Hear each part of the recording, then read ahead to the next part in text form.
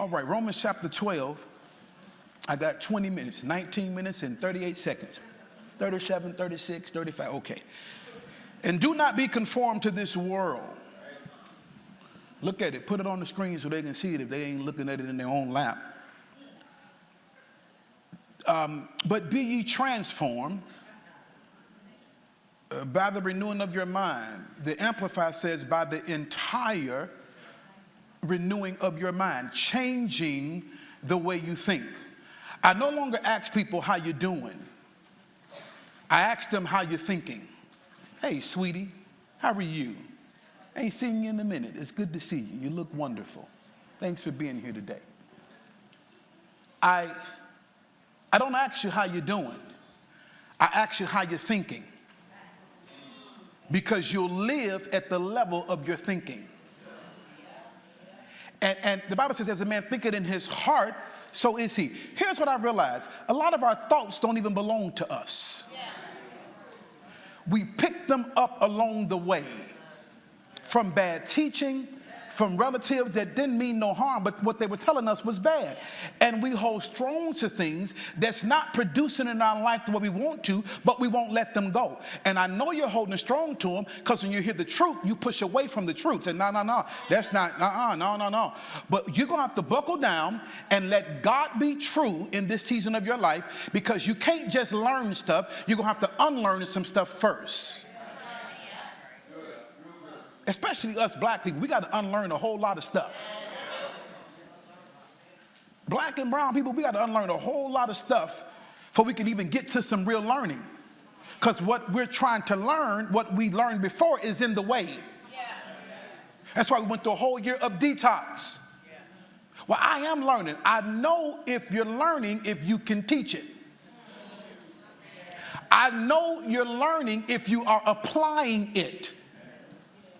Don't tell me you're learning just because you sat here and took notes. I sat in a church for 17 years, and about 12 of those, I didn't learn nothing. I was there. I heard the word. I sang on the team, but I wasn't learning nothing. Because you don't just learn because you're sitting there. You have to receive. The Bible talks about the posture in which we receive the word with a humbleness of heart, with the intent to do it. Are you listening to me? And so my responsibility here is to lay this out so plainly that you can go home, you can begin to have your family meetings. Now here's the deal. I asked you the top of this year to give me your ear. Did I not?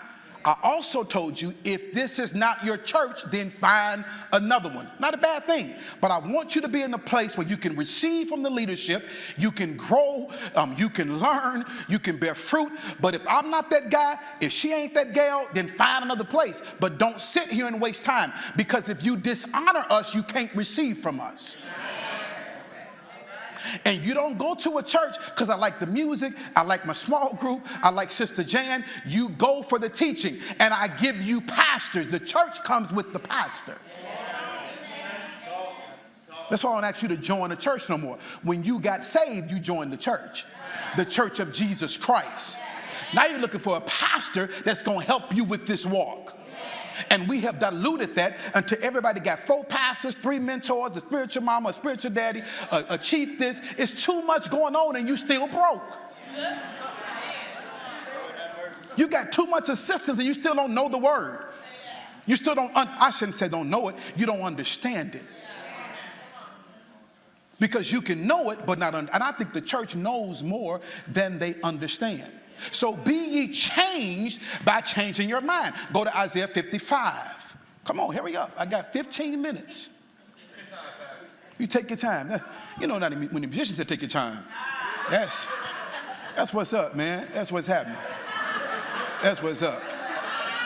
He said take your time. Let me see if I got some money for him. He said take your time.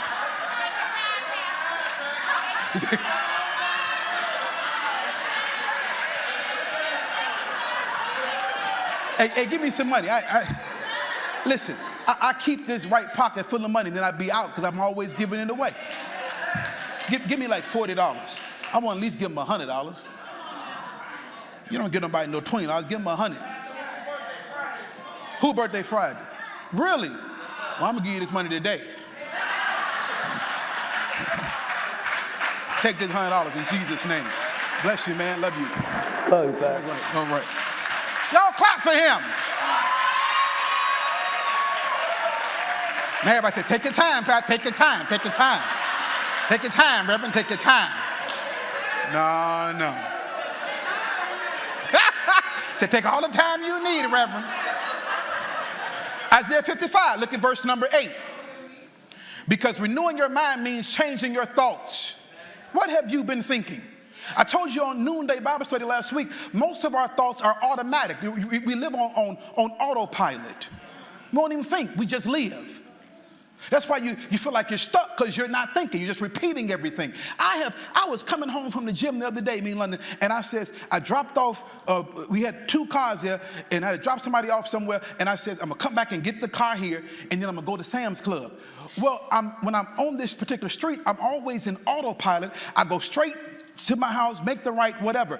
I passed the car I was supposed to be picking up. I said, oh, man, I forgot to get the car. I turn back around, go get the car, and then I'm going straight to Sam's now. But I'm so used to being on autopilot, I went back home again. I went home twice.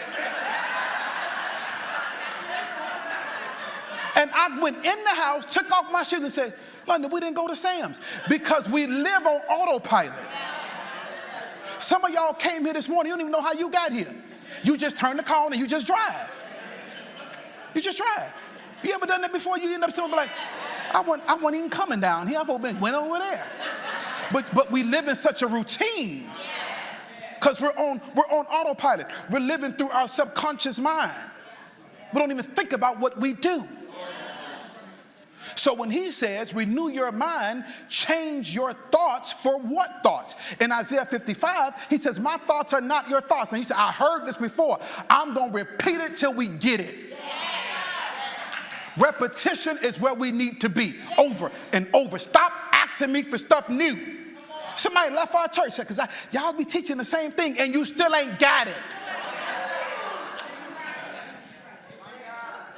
I've been teaching on tithe and you won't do it, but you want something new? I've been teaching on agape and honor and loving people regardless, and you won't do it. You still holding unforgiveness, but you want something new? You know we're commanded to love.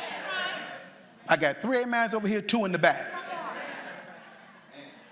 We're commanded to forgive. Even our enemies.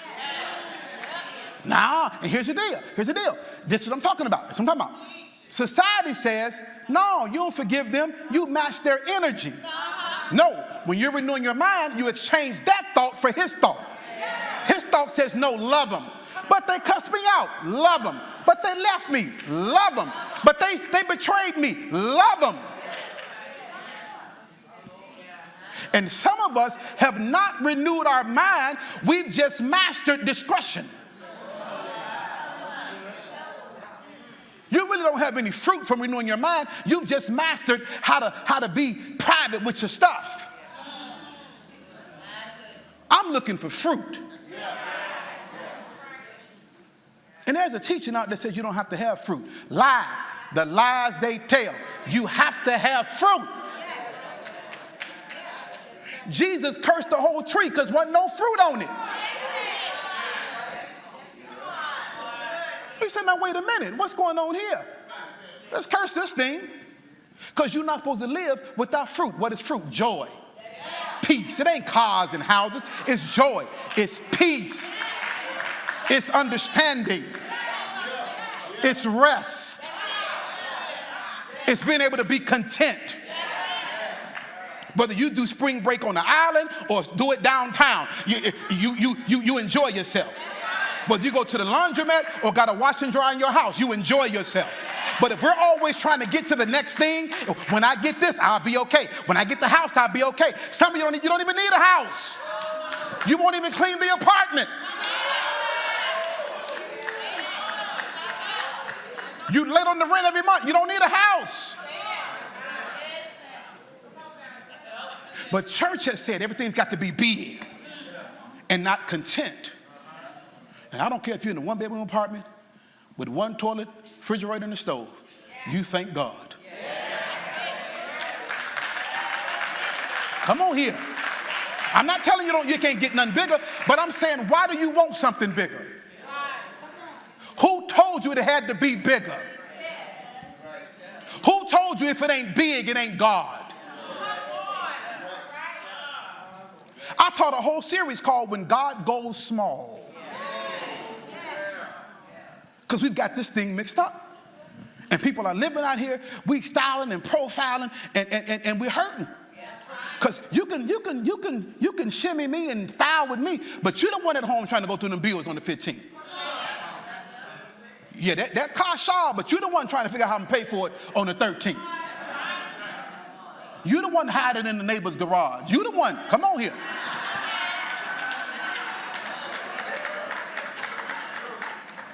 Because you've not changed your thoughts. So here it is. Put it back on the screen. For my thoughts are not your thoughts. Hey, my ways are not your ways. Hey, you've been going off of your thoughts and your ways, and how has that gotten you so far?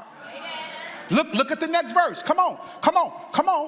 For as the heavens are higher than the earth, so are my ways higher than your ways, and my thoughts higher than your thoughts. So if my thoughts are higher, exchange your thoughts.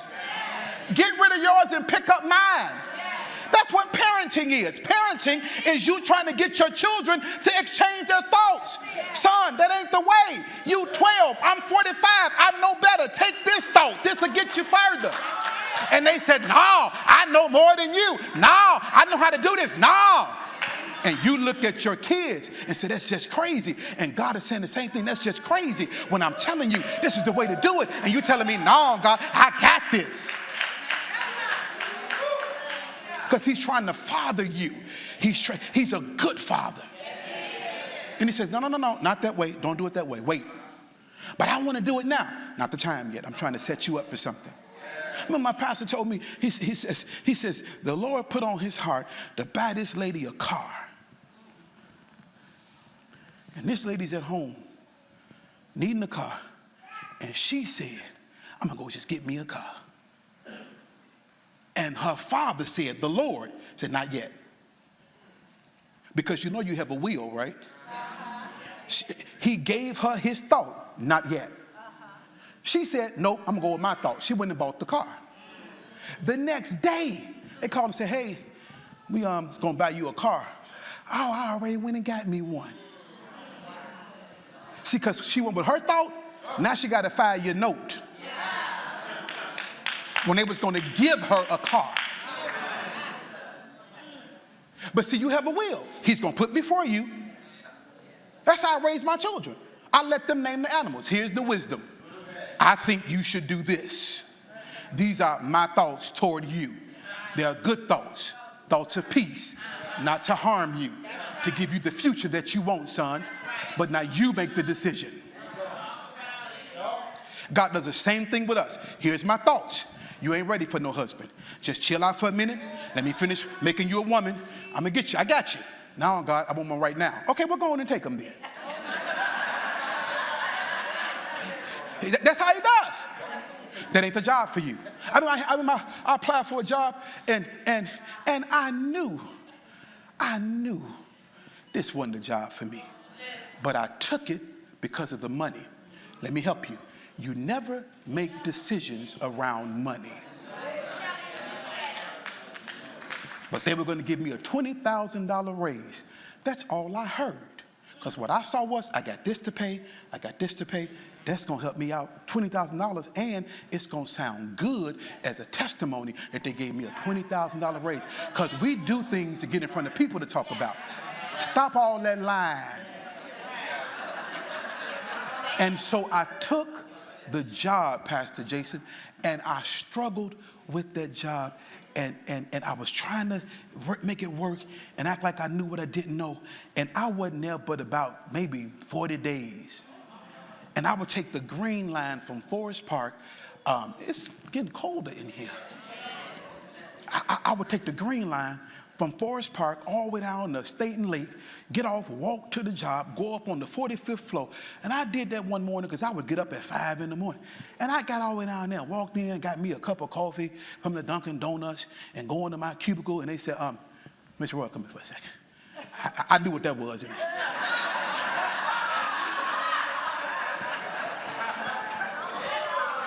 I said, London, I think they finna fire me.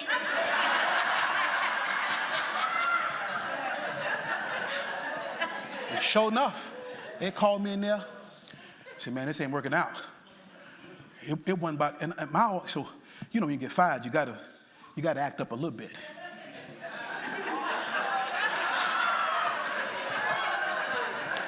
Y'all had me come way down here. Y'all could have fired me yesterday. I took the train down here. Who gonna give me my train money back? Who gonna give me my...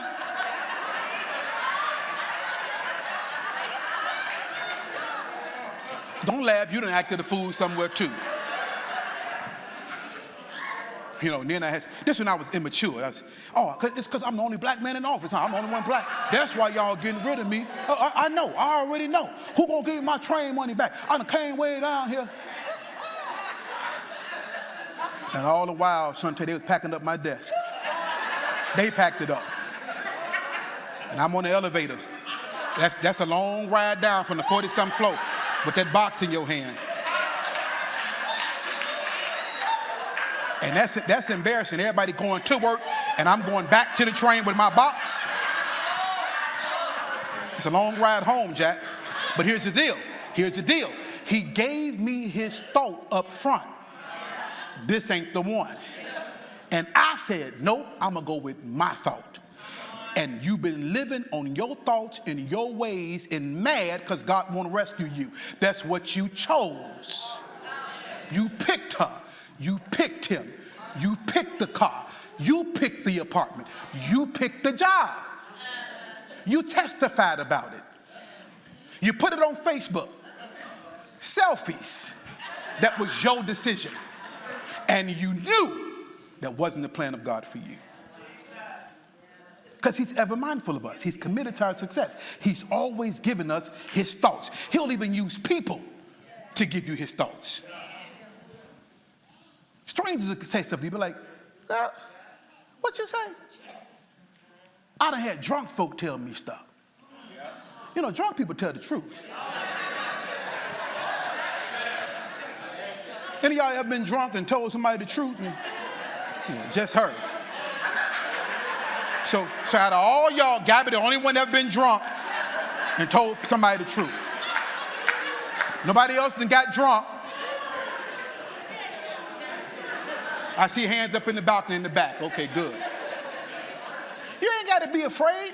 We all working on something, working, do something, come out of something. Stop acting like you left heaven to come to church today. You are saved. God loves you completely, and you're gonna go to heaven. But you got some dents in your fender. And I ain't talking about before you got saved either. Some of y'all done drank something since you've been saved, and cussed somebody out since you've been saved. And y'all don't want to hear that? Okay, all right. So I'm the only one that acted a fool since I've been saved. Nobody else. I'm the only one. You ain't cussed somebody out since you've been saved? Nobody? You ain't been quoting John 3:16. You done cussed since you've been saved. Some of y'all have. Some of y'all cussed this morning. Don't play with me. This ain't that church. Don't play with me.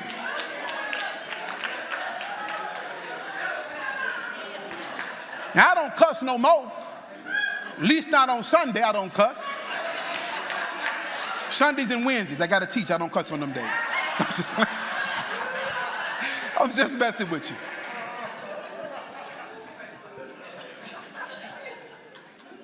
How do you begin to change your thoughts? Go to Proverbs. Come on, y'all. Stay with me here. Yeah. We're gonna get, it's called the PPP plan. What I said, Proverbs, go to Ecclesiastes, 5. No, it's called the PPP plan, not the money y'all stole. I'm talking about a different plan.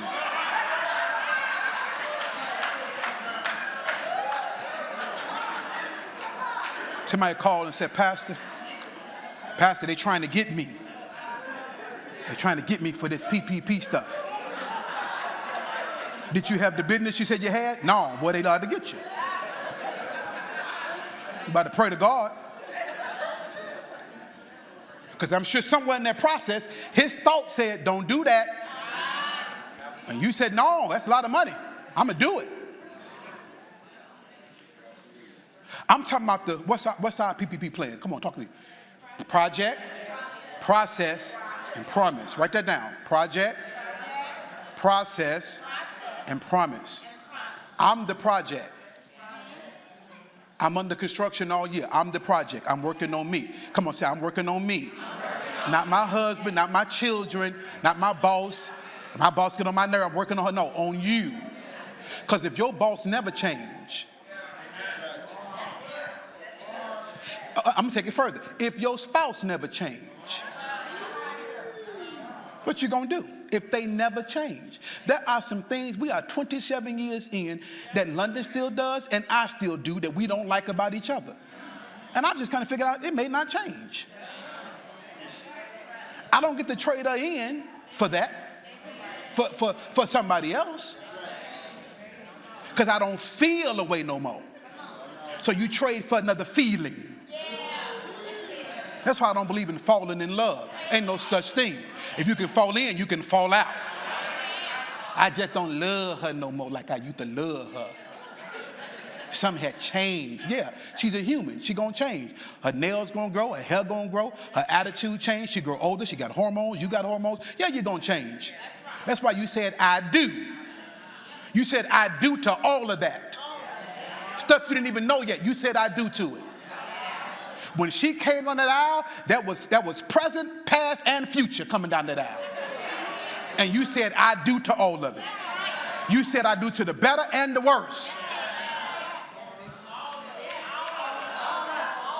You said it, for better and for worse. You said worse. Did you not say worse? And everybody worse is different. But I signed up for it. Oh, see, this is different here. It's a whole different ball game now. This side kind of dipped. This side started looking on Facebook. Yeah. You signed up for worse. And not just marriage, that's going to be worse in every relationship. It's going at some point, because we all have crazy, at some point we're going to do something crazy. But you don't understand, since that happened, I just can't trust him. God never told you to trust him.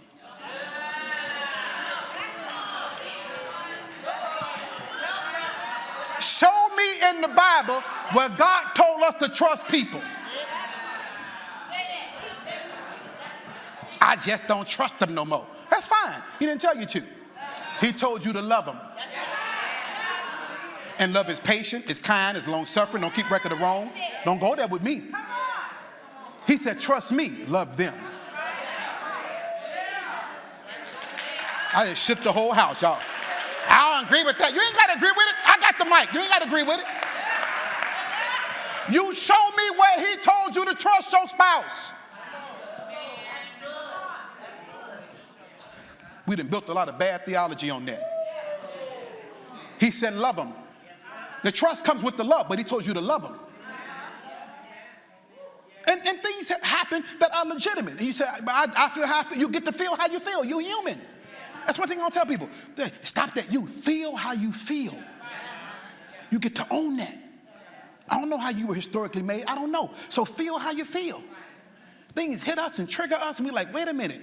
Give me a second. I feel this way about that. You get to feel it. Why you feel like that? It don't matter. It don't matter why I feel like that. That's how I feel. I didn't create the feeling. It's a natural emotion. But the Bible said, turn the other cheek. How about you stop slapping me?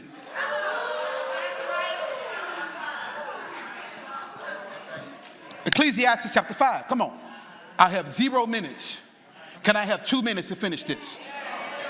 Now, do y'all realize, Pastor Kelly, every week I get to the same place and stop?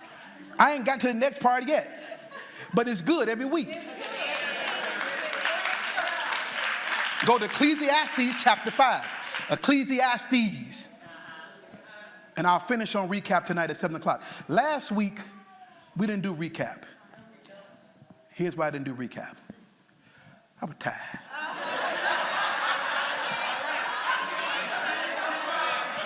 Y'all thought it was going to be the Lord told. No, I was tired. Last week's service wore us out, Jack. And I said, oh, we're not going to recap tonight. We're not going to recap now. We're not going to recap. Enjoy your family. I'm going to recap tonight, though. 7 o'clock, I think. Okay, so Ecclesiastes chapter 5. Verse 1, message. Come on, verse 1, message. Ecclesiastes chapter 5. Come on, we got to go. It's 11:58. We got to go. Okay, watch your step when you enter God's house. I want to break that down too, because we give a lot of attention to this building and not this building. See, because you won't smoke a cigarette in here, but you'll smoke one in here.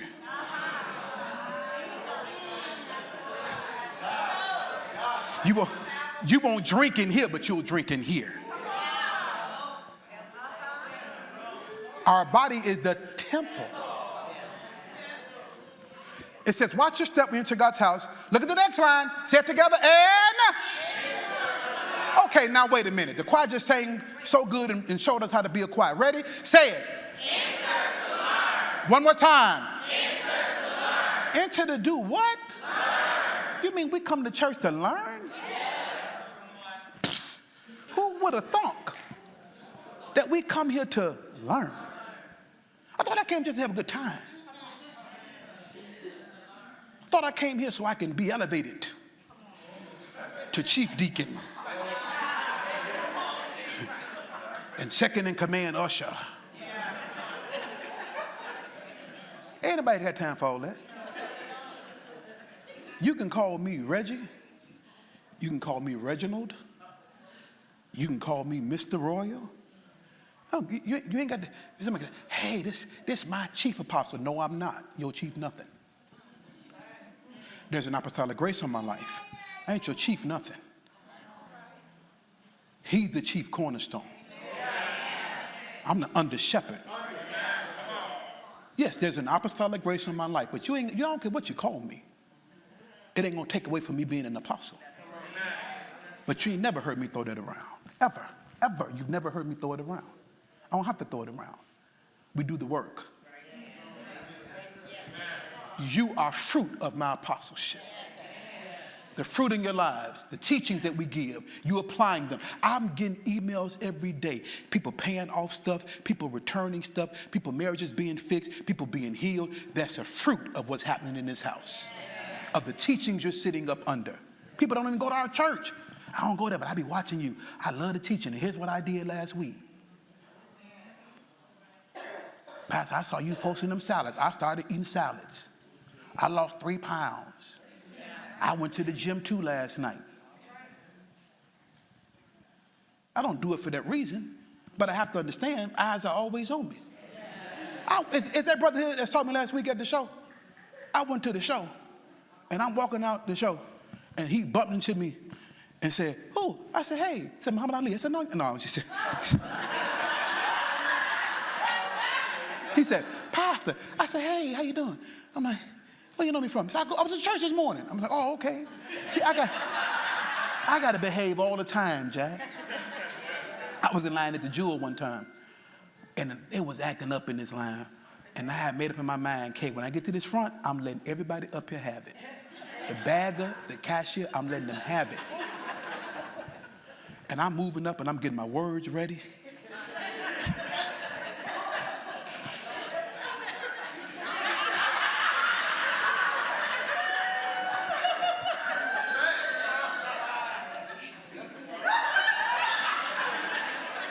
And I got right to the front of that line and turned, and she said, hey, Pastor Reggie. I said, oh, man.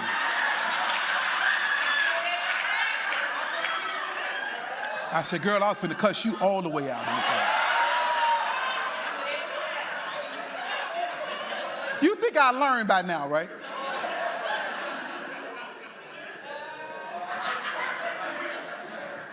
I was waiting for a flight on Southwest. That's why I don't like flying Southwest. Because everybody think they better than everybody on Southwest. Just because you got an A13 don't mean nothing. I got a C40. I ain't getting on for 2 hours later, but I'm still going to be on the same plane. And I'm in line, and I must have been in the wrong spot, you know, because I had the C40, but I got in with the B13s. I didn't know.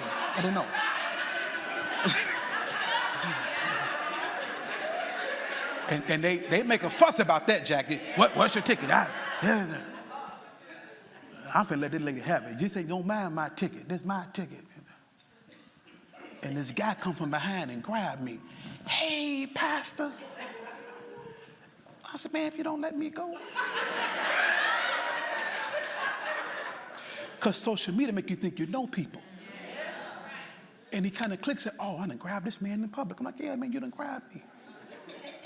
He bear hugged me. London almost knocked London. I'm like, wait a minute.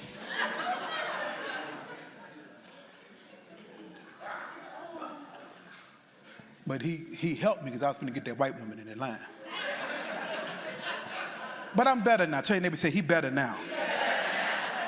Say, he's stronger and wiser now. So don't judge me by my past now, okay? Because y'all good at that. Y'all good at holding people's past to them. Tell your neighbor, say, I'm not who I was. Tell him, say, I'm not who I was. Tell him, say, you ain't going to keep me there either.